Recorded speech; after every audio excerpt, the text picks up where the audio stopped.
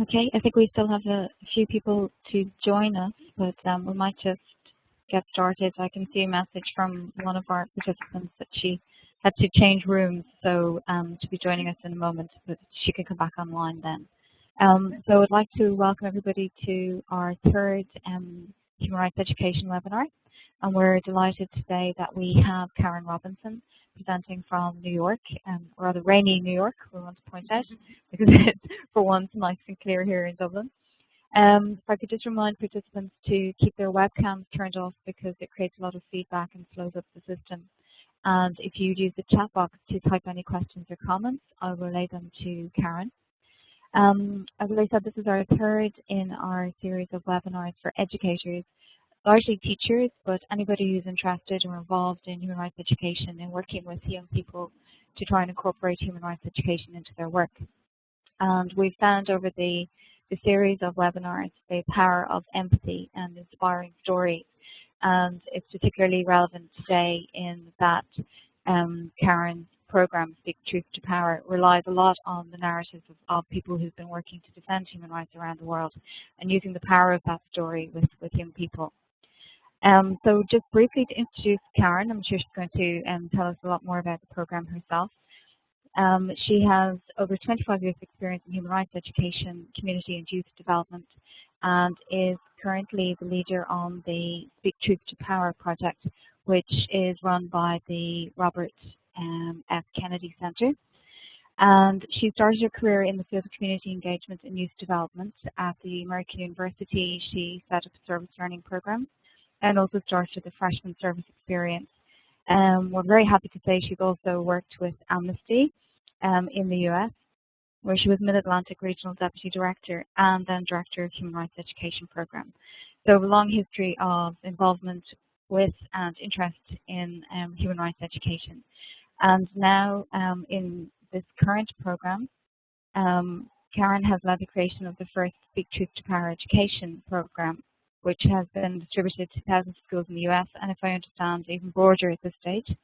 And the program works across the states, and I'm sure she's going to tell us a lot more about that. So I'm going to hand you over to Karen. If anybody has any difficulties, just let me know by the chat box. Thank you so much, Karen. Absolutely. Well, thank you, and it's I'm glad to be with you this morning for me and afternoon for you. Amnesty International holds a dear place in my heart, so I'm really happy to be with you this morning. So what I thought I would do is just go through a bit about the RFK Center, who we are, where Speak Truth to Power fits within that, because there are crossovers among our programs. And then we will get into Speak Truth to Power, who we are, what we do, how we do it, where we're doing it, and then certainly open up for questions that you might have. So to begin with, and I don't know how I move this. Do I move this? So there you go. The Robert F. Kennedy Center was founded soon after his assassination by his wife Ethel, in an effort to really keep his legacy and his life's work alive, particularly on issues of social justice and human rights. The center has 3 main programs, as well as some awards, book awards and journalist awards. But the 3 main programs are really Partners in Human Rights, where we every year select one human rights defender from the globe, around the globe, and we work with them for 6 years. We work with them to build the organizational capacity, help them work with them to achieve some of their advocacy goals, and just really help build them as an activist, as a manager, as a leader of their organization, and build the capacity of their organization. And that's called Partners in Human Rights. The second program, major program, is Compass, where we work with judiciaries, major pension funds, statewide pension funds, to help them not give advice. We don't give advice on investing, but really lay out the human rights situations and how investing in places where human rights, or companies or countries where human rights are not upheld, or supported, they may risk their investments, quite frankly. And then the third program is Speak Truth to Power, which is the one I work for. Speak Truth to Power it's a multifaceted global initiative that uses the experience and stories of courageous human rights defenders to educate students about human rights and really encourage them to take action. The book was written by Kerry Kennedy, Robert Kennedy's second youngest daughter, approximately 12 years ago. And she basically spent a couple of years just traveling the world and meeting with human rights defenders. Many of them, this group I'm sure know quite well. And some people don't know who they are. Defenders who found themselves kind of thrust into a position or place where they had to take action.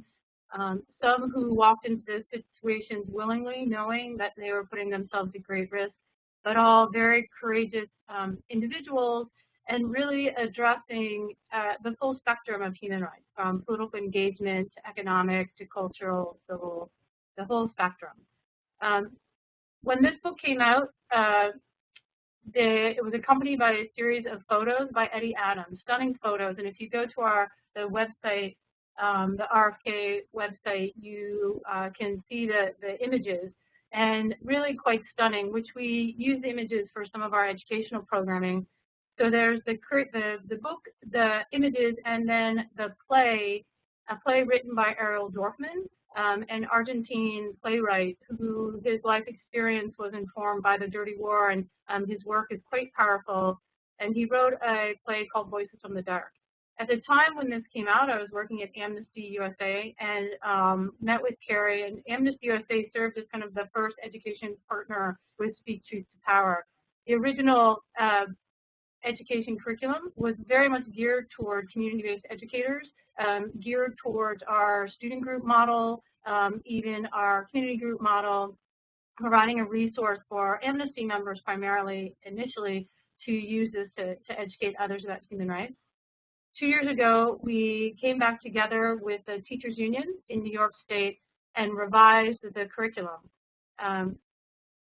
to better align with standards. For some of you might very well know, in the U.S., we have 50 states and 50 sets of standards that teachers have to teach to. We are moving towards a Common Core curriculum, particularly in social science, well, in all disciplines, but the social science one is advancing and should be recommended soon and adopted by states. But so we met with teachers in the U.S. to recognize that we really, for this to be used in the U.S., needed to make it accessible to teachers based on standards. And so we revised the lessons to the format that you now see on our website, which is very typical and traditional lesson plan format. In the meantime, the curriculum has been was implemented and continues to be implemented in Italy.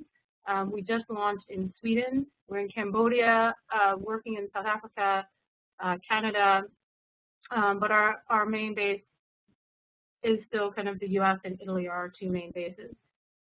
The underpinnings of Speak Truth to Power, as Kathy said, really start from the stories of these courageous defenders. We use those stories as a point of entry, as a primary resource, as a text for students to draw critical learning out of. But most importantly for us, first and foremost, is to look at them and their stories as human rights defenders. It allows us to, really, it inspires the students.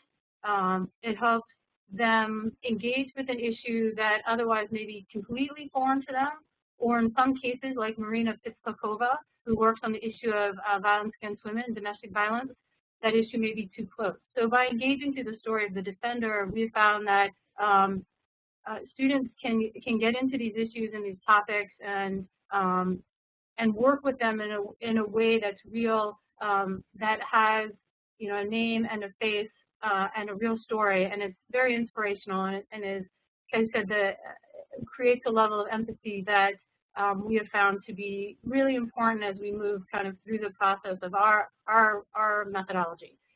The second part for us has been moving into lesson plans. The curriculum from a U.S. perspective definitely focuses on English language arts and social science. Those are the two easiest disciplines for us to align the lessons. So we tease out a piece of the defender stories to delve into it a bit more, to look at, so for instance, John Lewis, who was a human rights or civil rights activist in the United States, we tease out a piece about political leadership and political participation. So we tease those out, align with standards so that teachers in the U.S. can use these. And then we always end with become a defender. For us, defender is the bookend, defenders are the bookend of this work. So we really seek to challenge students to find that issue that matters to them, draw what they can from the inspiration and the learning of the defenders that we start with, and then take action and become a human rights defender in their own right, in their own way, and whatever that means for them. So that's kind of the underpinnings of the Speak Truth to Power more broadly. I won't go into UDHR because I'm sure that you are all well versed in that. But for many teachers in the U.S., it's a really critical piece for us to address. And when we do teach Truth to Power, whether it's in the U.S. or Italy or the pending Teach Truth to Power coming up in Sweden, we do focus on human rights because that's what it's all about, the human rights framework and how we advance that both as a learning and social emotional foundation, but then the legal framework for our youth to take action. We also, in designing this, are very purposeful to and attentive to human rights education. What is it? What are the best practices? We've been using the World Program, but now I think you have all seen this. The new guidelines on human rights education, we're starting to relook at all that we've produced so that it does align with the guidelines. But again, I know you know human rights education, and some of this comes from Amnesty, so what it is something that you know well. And again, the purpose of human rights education in promoting knowledge, awareness, and understanding, developing the skills and abilities and attitudes with respect to human rights. Now, Speak Truth to Power as a human rights ed curriculum, you know, we, again, this is from the World Program for Human Rights Ed, particularly looking at the phase, secondary ed phase. We have thought very carefully about who our key implementers are when we use Speak Truth to Power and how we can reach those key stakeholders and implementers, and really aligning it. In the U.S.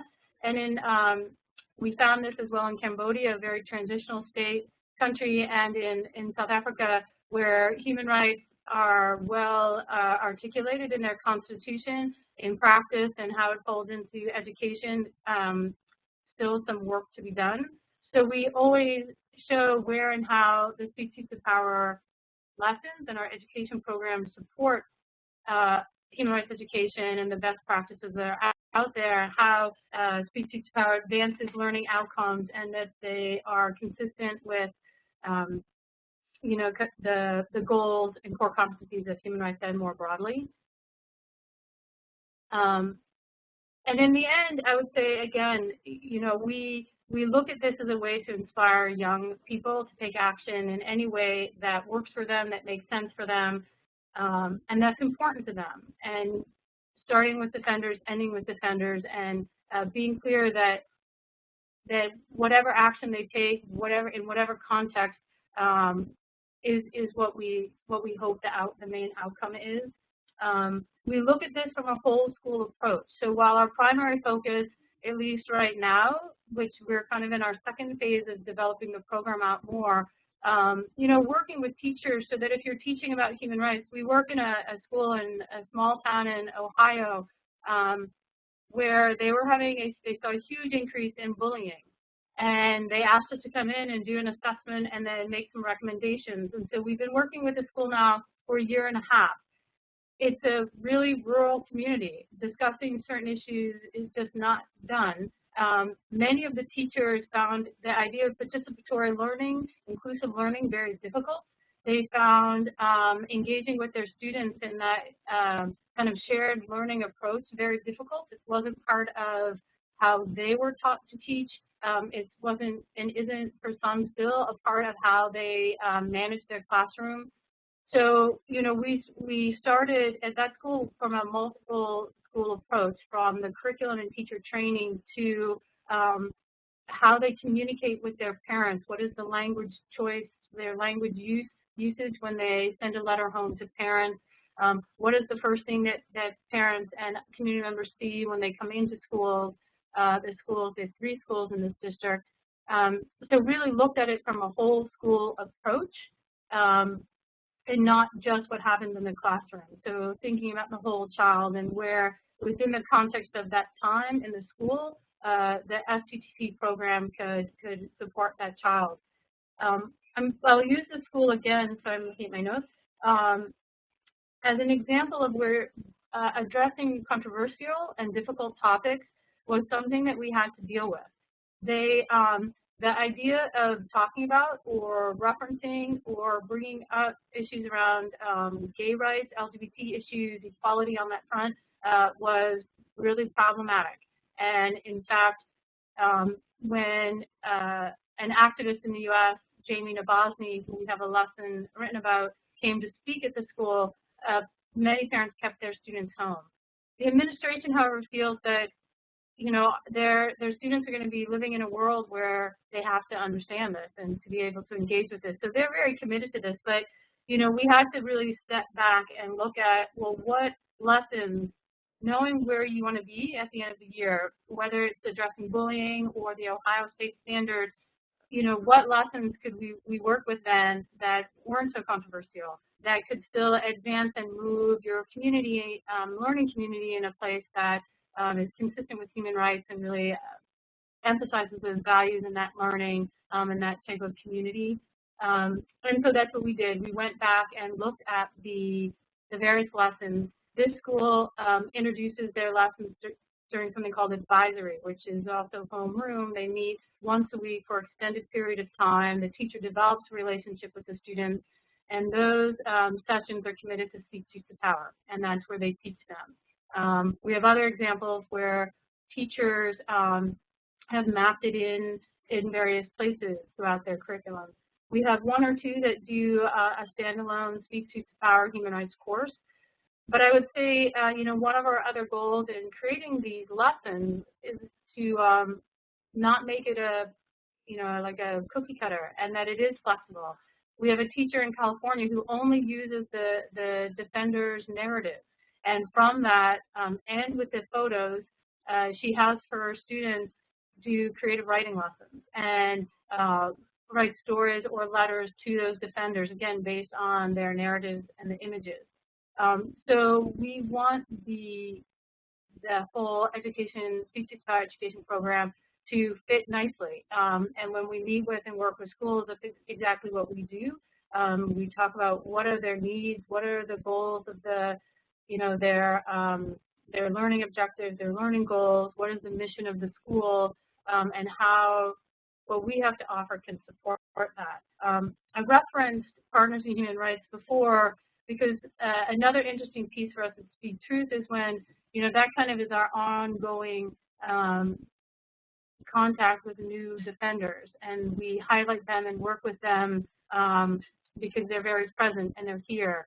Whether that's Frank Magushu in Uganda working on gay rights, or Labrada Paz, who we're working with now in the U.S. on farm workers' rights, it gives us easy access to a current defender and brings programs within the organization together more. Are there any questions? I'm kind of going on, and any questions about the project? Thanks for that, Karen. Sorry, we were having some difficulty, people coming in and out there, but I think it's okay. We're wondering, how do you select your human rights defenders? What's the process involved in that? Sure, thank you. So the lessons that we have currently, we went through the list of about 60 people that Kerry interviewed, and we looked for a cross-section of issues of geographical diversity, gender diversity, so that when the end product was complete, teachers and students and others that engage with it really could understand the full spectrum of human rights, but also that it's not, as is often the case in the U.S., thinking that human rights issues are just someplace else. They're not, they're not a U.S. issue. So we really look to present kind of a range. And we continue to develop. Right now, we're developing 3 new lessons, some from that initial core group of defenders, and some from individuals who have been put forward. We just constantly want to keep the lessons current to what's happening in our world, and again, reflective of the diversity of our world. Last summer, the Nobel Peace Prize Summit was held in Chicago, so we wrote a series of lessons on various Nobel Peace Prize winners.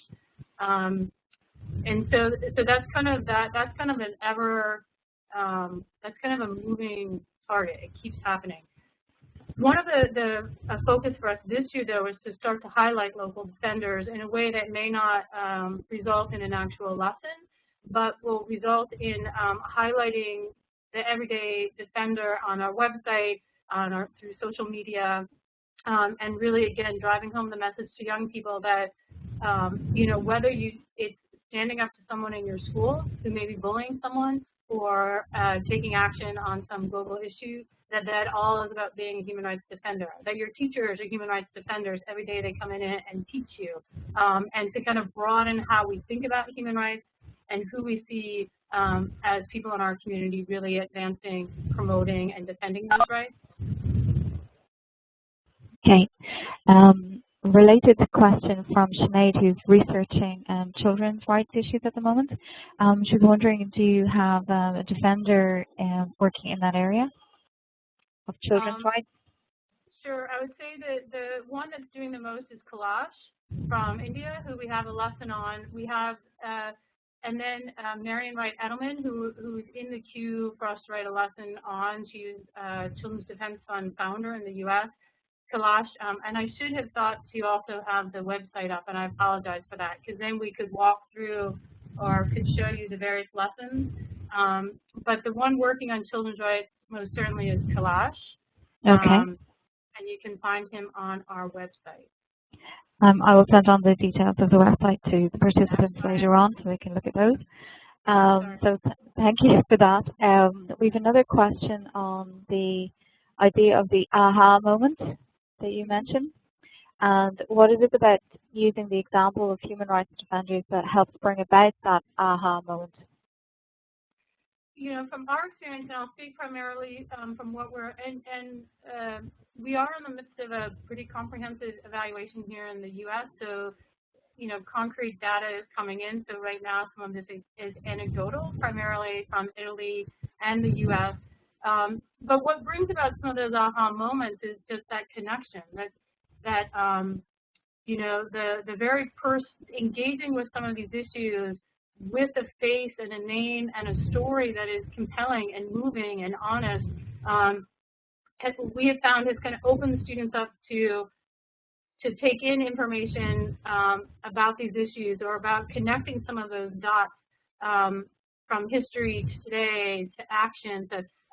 Those stories really open up that space that just jumping into a lesson on the civil rights movement may not have. You read about John Lewis and what he went through and the challenges and the pressures from so many places, and then you go into a lesson on political leadership, and we have found that lesson in particular, we've gotten some interesting feedback, just gives students a space and a lens through which to take in other learning or new learning and hit kind of some of those aha moments. Okay, thank you. We have a question also relating to, you mentioned having to deal with controversial issues, and this is something that occurs again and again when we're talking about human rights in the classroom.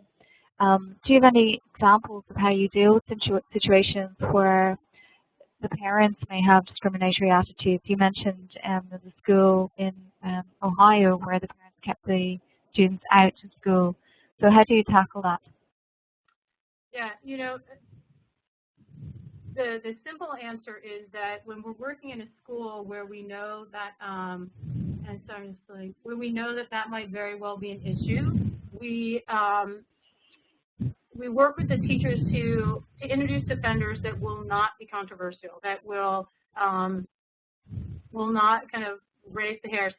in the U.S., and I'm not sure how it is in Ireland, but in the U.S. we have some communities that even the mention of the UN or anything international does that. So, so by bringing in someone like John Lewis, who there may still be racist tendencies in some of our communities, but the idea of learning about the civil rights movement is something that people get. You learn about the civil rights movement. So we use John Lewis's lessons. So we find those lessons and those defenders that aren't quite as challenging for people, but particularly the parents. And it is the parents that are the challenge.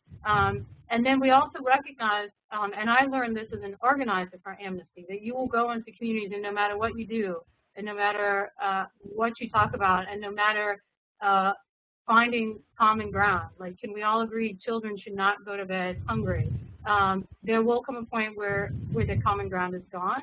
And I think that as educators, we need to understand where that line is and create work that can get us to that point, and then hope that what's happening with young people in the school, when as educators we have them and have the opportunity to, really teach and kind of provide those multiple perspectives, that change will come. And we talk about here often this paradigm shift. We need it desperately here in the United States. We have politicians who are sophomore. We have the dialogue is dysfunctional, and we need to change that. And our hope is that we recognize where that line is, do everything that we can within the school where we have the opportunity to kind of provide that broader lens, and then recognize that there will be a place and a time and a person where it's just not going to happen.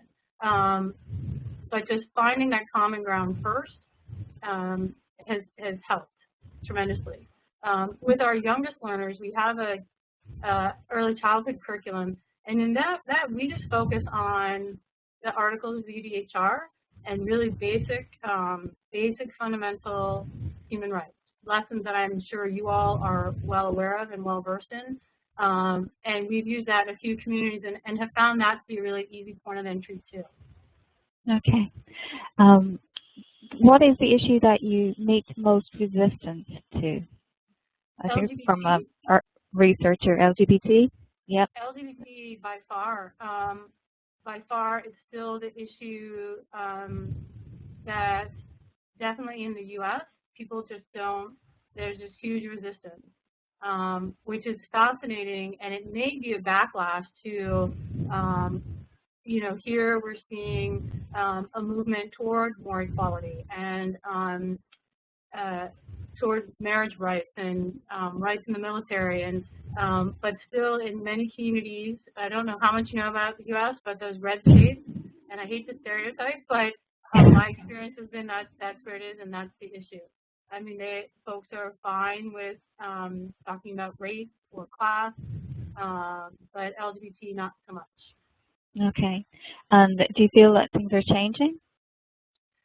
Things are changing definitely with this generation. I mean, there have been some interesting studies that have come out of some of the western states, not coastal, but Montana and Colorado and some of kind of our interior states where, you have a younger generation that's coming along and they don't quite see it like their parents do. And part of that I would attribute to pop culture and social media.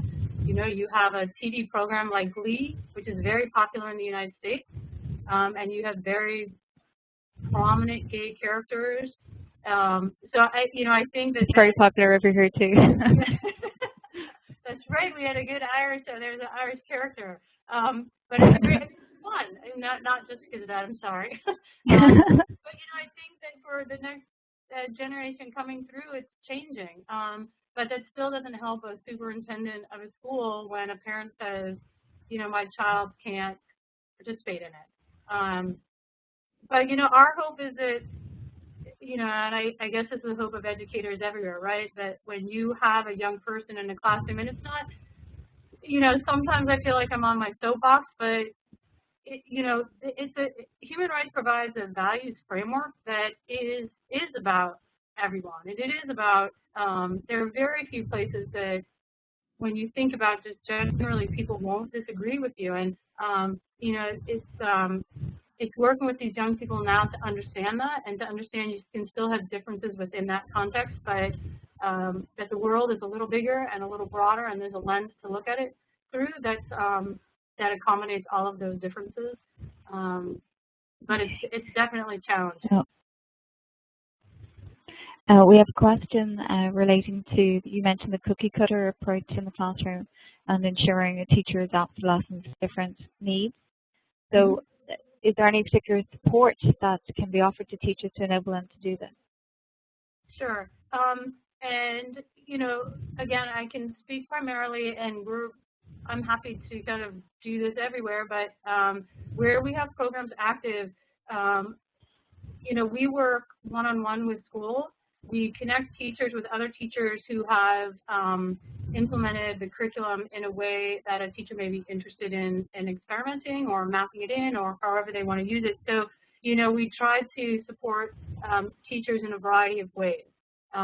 So I do many teacher trainings, often kind of the introductory, and then if a teacher says I would like to do this in my History 101 class, then I connect them with a teacher already doing that, and then they can discuss what that could look like and what they've done and what's worked for them, and really try to do a peer-to-peer connection and that support. But to just be really clear that for us, you know, it's about the end goal is for young people to see that they have this role that they can and we hope will play in creating change.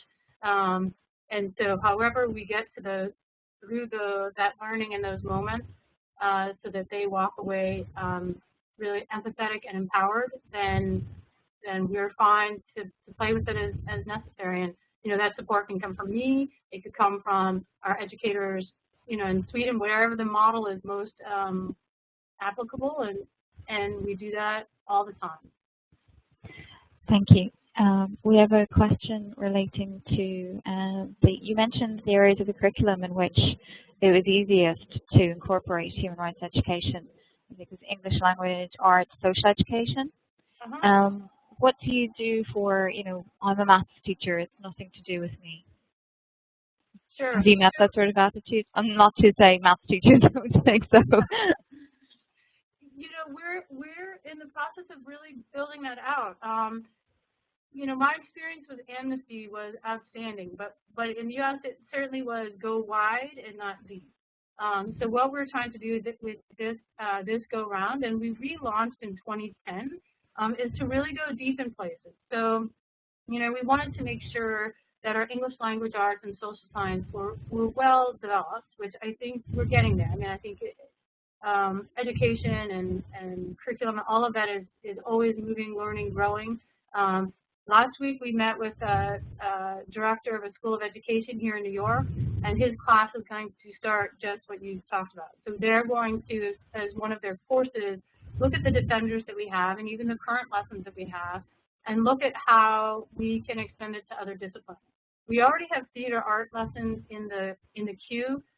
We don't really have math or science now. Math, I think, is a bit of a no-brainer because we have defenders who have done work on economic justice, and whether that's Lucas Benitez and the Coalition of the Mockley Workers and what they've done to, you know, increase the pay for workers, or Muhammad Yunus and his work. You know, we have a few where I think we can very authentically make those lessons, but we're going to work with the School of Education to develop those out, but that we don't have any now. And if anyone on this call is interested in doing that, I would love that and be happy to take what you do. I mean, another piece that we are a little lagging behind on is our website. Our goal is to really have that be a place where educators can come and have these exchanges and share resources and ideas and what they've learned from engaging with a lesson. We're not quite there yet. So right now we do that. It's over email. We are trying to build out social media, but yeah, and it's an open invitation to anyone. And if you have ideas, feedback, resources that you think would benefit us, this is about all of us speaking our truth and bringing it together to make learning better for all the young people. So I welcome that. We have resources that we've used at second level, particularly amnesty ones, but we also have very powerful human rights stories. So we found that same model has worked really well with primary school children from very young age right through, that they really empathize with the story and can understand it from a very early age. Not sure we've got a maths integrated curriculum yet, but I'm sure we could work together to develop that. And we've got teachers who can certainly help us do that. We have a question relating to, I suppose, the political construction of the states, and you mentioned along the sort of red-blue divide. Do you think that different systems pose a barrier to human rights education in the states, and will the developments that you've mentioned address these barriers in the future? Yeah, I would say, if you asked me that question 10 years ago, I would say it was really difficult for us. But the changes that have happened, I think, bode well for human rights education. I think there are three things that have really brought about that change. One, unfortunately, is the issue of bullying, and now the emphasis on social emotional learning. And really, how do you create a safe space? How do you create a place where students are safe to learn? Human rights education aligns perfectly with that. I went to a bullying prevention conference 3 weeks ago, and everything they said, I was just like, this is human rights ed, this is human rights ed. So I think that has opened up some doors for us to bring this in a substantive way. The new Common Core standards that are being presented absolutely create a whole place for human rights learning to take place, particularly in English language arts and social sciences. In fact, when we worked state by state, one of the things that we saw, and I think anyone doing human rights ed in the U.S. saw, was that whether you're in New York or Chicago or LA or Burlington, Vermont, the state standards were very similar, and hence why I think we're moving towards Common Core. And particularly for us, it's 9th and 10th grade. Basically, it's human rights. It's human rights ed. So I think that those two main policy changes, or not just policy changes, but those two changes in the school community are helping us. And then also in the U.S., we've just started something called HRE USA. I'm sure many of you know Lisa Tibbetts and Nancy Flowers, and there's a whole group of us that got together 2 years ago and kind of sat down and said, listen, we need this in the United States desperately, and we're kind of at cross purposes right now. So how can we come together, not necessarily pool our financial resources, but pool our other resources, our contacts, our networks, and be more collaborative on how we advance human rights now that we have this amazing window to really get this into schools. And that network launched December 10. Anyone can join it. It's definitely U.S. focused. And again, I think that's been inspiring for anyone doing human rights ed in the U.S. to see that it's no longer, there's a window open for us now, a very big window, and there's a real collaborative, collegial commitment to doing that together. So I think those changes have made us all very optimistic about what's coming down the pike. Certainly, we will hit places where, again, it's not, even if we align it with standards and we talk about social emotional learning and safe schools, still going to be a challenge. But that's right. We got to keep that candle lit. Otherwise, it's never going to change. Absolutely. Excuse me.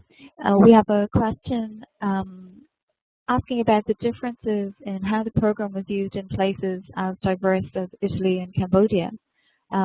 Were there differences in how it was received in different countries? So Italy started Speak Truth to Power soon after we started in the U.S. So they've been doing it there for quite a while now, and it folded in very nicely. They have memorandums of understanding with the ministries of ed and more local bodies, and it is nationwide now, and it has been received very well. Again, we're in the midst of trying to really evaluate what that means and what that looks like. We know that we train a couple of hundred teachers every year. We know that we distribute a few thousand, well, tens of thousands of the curriculum, and we get feedback from the teachers about impact.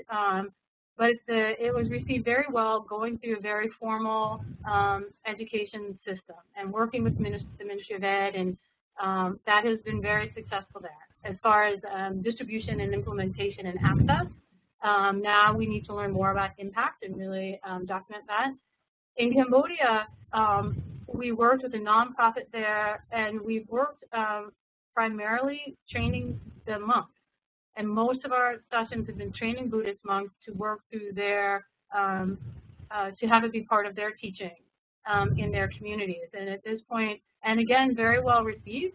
The woman, our main contact there is the daughter of parents that were killed during the genocide and the atrocities, and she just brings to this work an amazing sensitivity. But that's how we're working in Cambodia, through more religious angle, and it's been working very well. I think at this point we've trained about 300 people. Okay. But again, you know, our goal is to find where it works and where it makes the most sense, and not try to impose, you know, this one approach or this one idea or this one anything on a community, but to really find where it works, how it works, with a common commitment that the human rights values and that foundation and that framework is something that we all need to invest in. So accepting that that's a common connector, then finding where the point of entry is within that. Okay. I think it sounds very powerful that you can adapt it to different countries in ways that suits the environment in which you are working, and also that will hopefully best meet the needs of the young people that you're trying to reach there. We have time for another question. If anybody's got any question there, I might ask one myself, if that's okay. You mentioned the school in Ohio and the bullying issue, and how that's been something that has been difficult to change in terms of participatory learning, or a different view of classroom management. Do you think that the teaching culture is changing, or is it something that's going to be slow to evolve? Well, you know, interesting. I think that again, that's starting to change.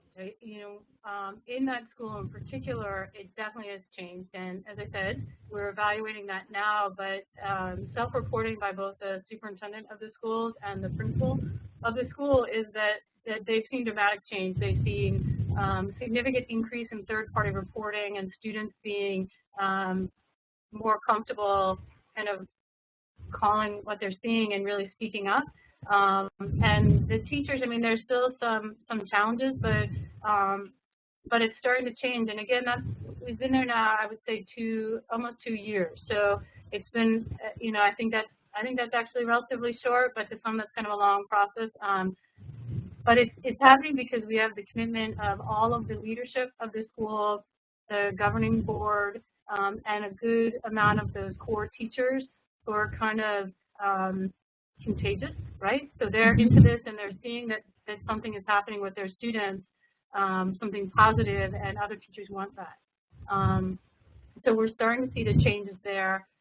One of our goals in this next year, in addition to developing out our student activism piece of this and become a defender and our service learning work, is to work with more schools of education and to bring this into methodology classes, to their student teaching, to curriculum design classes, so that for our teachers, you know, pre-service, that they're getting this as part of their learning and prep to be a teacher. So that's kind of what's coming down the line for us, with a couple of schools already lined up. But we're seeing the changes, and I'm very much a Pollyanna, so I probably see it more than others, but I believe in the human nature and human spirit, and think it's happening. Well, it sounds like you can describe an impact that's broader than change, attitudinal change. You know, it's changing the behavior and school environment, which is very powerful. So I think you've answered another question that's just come in about sort of overall impact rather than just changed attitudes. And I like that you're a Pollyanna, because if we don't have that positivity or that attitude, then there's no point in believing this work is going to make a difference. I think we have one final question. Sorry, let's just come back in again. Nope, that's been answered already. Is there any last comments you want to make, Karen, before we wrap up? No, I really appreciate this, and appreciate all of your efforts in your schools and what you're doing. It's so important. And if you have any questions or thoughts or feedback or ideas about what we're doing, I really sincerely want to hear it and want to figure out how to partner and grow this work out. So I welcome that fully, and thank you again very much. Thank you so much for agreeing to do this for us and giving up your time so generously. We really do appreciate it. It's been very informative, and I think it really has demonstrated what we've been realizing more and more, is that the power of the story and the power of just human empathy, being able to appreciate what somebody else is doing and to understand that, and hopefully do something yourself as a result, and how that's so essential to education. Full stop, not just human rights education. So thank you very, very much again. We've got messages of thanks coming in. You can probably see it in the chat box in a moment. So very much a big thank you for doing this with us. I'm going to make this recording available to participants later on. And maybe if they have any other questions, we could email them to you if that would be okay with you. Absolutely, absolutely. Okay, well, thank you all very much. Just let you know, this has been recorded and will be circulated in the coming days. And watch out for our next webinar, which will be happening in March. Okay, thank you very much. Bye.